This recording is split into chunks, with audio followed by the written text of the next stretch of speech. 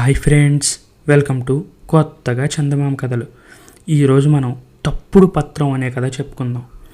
పూర్వం యశస్కరుడు కాశ్మీర దేశాన్ని పరిపాలించే కాలంలో ఒక రోజున న్యాయశాఖకు సంబంధించిన ఉద్యోగులు ఆయన వద్దకు వచ్చి, ప్రభు, ఒక బ్రాహ్మణుడు మన దివాణంలో ప్రాయోపవేశం చేస్తున్నాడు అని చెప్పారు. తక్షణమే రాజు ఆ బ్రాహ్మణుణ్ణి పిలిపించాడు. అసలు ఎవరండి మీరు? మీ ఫిర్యాదు ఏమిటి? మీరు ఎందుకు ప్రాయోపవేశం చేస్తున్నారు అని అడిగాడు. అందుకు ఆ బ్రాహ్మణుడు ఇలా సంజాయిషీ చెప్పుకున్నాడు.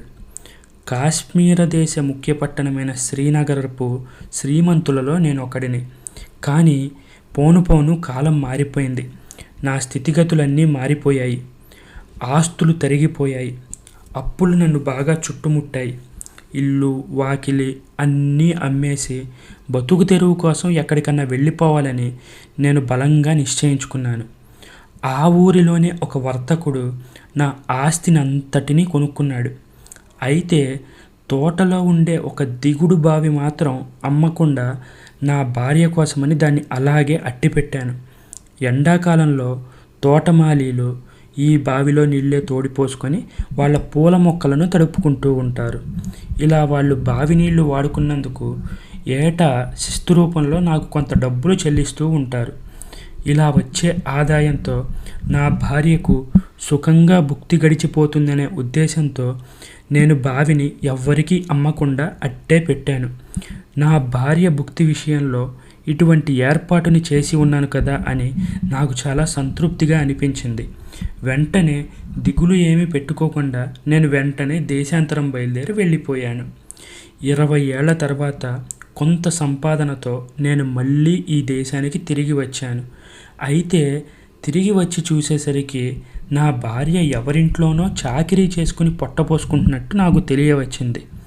ఈ మాట వినగానే నాకు ఎక్కడ లేనంత కోపం వచ్చింది. దుఃఖము పొరలి వచ్చింది. వెంటనే నా భార్యని దగ్గరికి పిలిపించుకున్నాను.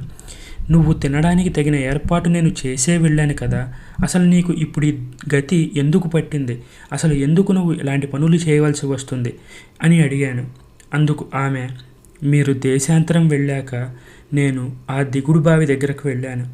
వెళ్ళేసరికి మన ఇల్లు కొన్న వర్తకుడు నన్ను నానా మాటలు అని అతని పనివాళ్లతో నన్ను చావగొట్టించి బయటకు సాగనంపాడు. ఆడదాన్ని నేను అతన్ని ఎదిరించి ఏం చేయగలను, ఎలా నిలబడగలను అని తన భర్త దగ్గర వలవలా ఏడ్చింది. వెంటనే న్యాయాధిపతుల దగ్గరకు వెళ్ళాను. ప్రాయోపవేశం చేసి దుష్టుడైన ఆ వర్తకుడు నా నూతిని అన్యాయంగా వశపరుచుకున్నాడు అని నేను ఫిర్యాదు చేశాను. అంతా విన్నాక ఉద్యోగులు ఆశ్చర్యకరంగా వర్తకుడిదే న్యాయమని తీర్పు చెప్పారు. నాకు ఏం చేయాలో పాలుపోలేదు. అందుచేత నా నూతి మీద నాకున్న అధికారం నేను వదులుకోవాల్సి వచ్చింది. ఇలా ఎంతమంది పెద్ద మనుషుల దగ్గరకు వెళ్ళి ఒప్పుకున్నా అందరూ కూడా వర్తకుడి వైపే తీర్పు చెప్తూ ఉన్నారు. అది ఎందుకో నాకు ఇప్పటికీ అర్థం కావటం లేదు. దయచేసి నాకు జరగవలసిన న్యాయాన్ని నాకు జరిగేలా చూడండి అంటూ జరిగిన సంగతి అంతా చెప్పాడు. చెప్పాక, మహారాజా, నేను కేవలం ఒక సామాన్యుణ్ణి, అమాయకుణ్ణి. ఈ దావాలు, ఫిర్యాదులు, న్యాయస్థానాలు, ప్రాయోపవేశాలు ఏమీ తెలియని వాణ్ణి. అప్పుడు ఇప్పుడు ఎప్పుడైనా సరే నాది ఒక్కటే మాట. ఇల్లు పెరడు మాత్రమే ఆ వర్తకునికి అమ్మాను. పెరట్లో ఉండే బావి మాత్రం అమ్మనే లేదని ప్రమాణం చేసి మరీ చెప్తున్నాను. కనుక ఈ విషయంలో నాకు మహారాజు గారు న్యాయం చేయకపోయినట్లయితే ఈ రాజద్వారం వద్ద ప్రాణాలు విడవడం తప్ప నాకు వేరే గత్యంతరమే లేదు. దయచేసి నా ప్రాణాలను కాపాడండి అన్నాడు. ఆ మరునాడు యశస్కరుడు విచారణకు కూర్చున్నాడు. వాది, ప్రతివాది, సాక్షులు, ఇంతకుముందు ఈ ఫిర్యాదుని విచారణ చేసి తీర్పులిచ్చిన అధికారులు అందరూ రాజు ఇచ్చిన ఆజ్ఞ ప్రకారం అక్కడ హాజరయ్యారు. విచారణ ఎలా జరిగింది అని మొదటిగా యశస్కరుడు ప్రశ్న వేశాడు. దానికి న్యాయాధిపతులు ఇలా జవాబిచ్చారు.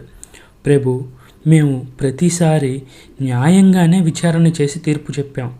దుష్టబుద్ధి గల ఈ బ్రాహ్మణుడు మా తీర్పులను అస్సలు పాటించడం లేదు. అసలు క్రయపత్రమే కల్పితమని చెప్పడానికి కూడా సాహసిస్తున్నాడు అతను. అప్పుడు రాజు ఆ పత్రాన్ని తీసుకొని పరిశీలనగా మొత్తం చూశాడు. కూప సహితముగా ఇల్లు, తోట విక్రయించడమైనది అని అందులో స్పష్టంగా రాసి ఉంది. ఆలోచించాడు రాజు.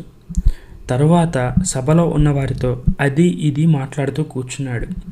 మాటల సందర్భంలో ఉన్నట్టుండి రత్నాల ప్రసక్తి వచ్చింది. రాజు అక్కడ ఉన్నవారి రత్నాలు తీసుకొని వాటిలోని ఆభరణాలను కుతూహలంతో పరిశీలించడం మొదలుపెట్టసాగాడు. ఆ తర్వాత సరదాగా మాట్లాడుతూనే నవ్వుతూ ఇతరుల వద్ద నుంచి తీసుకున్నట్టే ప్రతివాది అయిన వర్తకుడి దగ్గర కూడా ఉంగరాన్ని అడిగి తీసుకున్నాడు. ఆ వర్తకుడు కూడా ఏమీ ఆలోచించకుండా, ఎటువంటి భయం లేకుండా రాజు అడగగానే తన ఉంగరాన్ని తీసిచ్చేశాడు. అలా యువతిలోకి వచ్చేసిన యశస్కరుడు ఆ ఉంగరాన్ని భటుని చేతికి ఇచ్చాడు. ఈ ఉంగరం తీసుకుని నువ్వు వర్తకుడి ఇంటికి వెళ్ళు, వర్తకుడి గుమాస్తాను కలుసుకో, ఈ ఉంగరం ఆనవాలు చూపించి ఇదిగో ఫలానా సంవత్సరపు జమా ఖర్చుల చిట్టా కావాలని అడిగి పట్టుకురా అని చెప్పి పంపించాడు. ఆ కాలంలో ఇలా నమ్మకం కలగడానికి ఆనవాలుగా ఇచ్చే వస్తువుని అభిజ్ఞానం అనేవాళ్ళు. రాజుగారి నౌకరు వర్తకుని ఇంటికి వెళ్ళాడు. ఆ అభిజ్ఞానాన్ని గుమాస్తాకు చూపించి చిట్టా పుస్తకం ఇమ్మని అడిగాడు. గుమాస్తా ఏ విధంగానూ సందేహపడ్డానికి అవకాశం లేకపోయింది. అతడు ఆ ఉంగరాన్ని దగ్గర ఉంచుకొని కావలసిన చిట్టా ఇచ్చి పంపాడు. చిట్టా రాగానే యశస్కరుడు జాగ్రత్తగా ఆ చిట్టాని గమనించాడు. పద్దుల మధ్యలో ఒక్కచోట ఆ క్రయ దస్తావేజు రాసిన లేఖరికి 1000 రూపాయలు ఇచ్చినట్టు ఖర్చు కనబడింది. పత్రం రాసిన లేఖరికి ఇంత సొమ్ము ఇవ్వడం అనేది రాజుకు విడ్డూరంగా దోచింది. వర్తకుడు ఇలా చేయడానికి అసలు కారణం ఏమై ఉంటుంది అని కొంచెం నిదానంగా ఆలోచించాడు. ఆ వెంటనే అసలు ఏం జరిగిందనే సంగతి ఆయనకి అర్థమైపోయింది. తక్షణమే రాజు దర్బారులోని అందరికీ ఆ చిట్టా చూపించాడు. పత్రం రాసిన లేఖరిని వెంటనే పిలిపించి ప్రశ్నించాడు.